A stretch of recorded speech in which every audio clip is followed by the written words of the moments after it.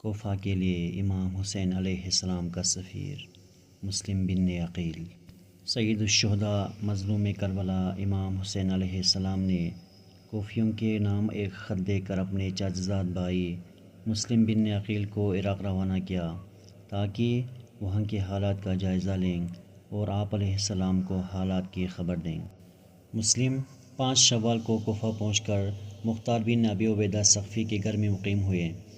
اہلیہ نے کوفہ مسلم کی آمد سے مطلع ہونے کے بعد ان کے پاس حاضر ہوئے اور ان کے ہاتھ پر بیعت کی۔ روایت سے معلوم ہوتا ہے کہ 18,000 افراد نے ان کے ہاتھوں بیعت کی۔ مسلم بن عقیل نے اہل کوفہ کے ان تمام حالات سے امام حسین علیہ السلام کو ایک خط کے ذریعے آگاہ کیا۔ اسی دوران یزید نے اپنے مشیر سرجون نصرانی سے مشورہ کیا اور اس کے مشورے پر کوفہ اور بصرہ کی حکومت ابن زیاد کے سپرد کر دی۔ ابن زیاد بیس بدل کر کوفہ میں داخل ہوئے اور دارالامارہ پہنچ کر اپنا تعارف کرایا۔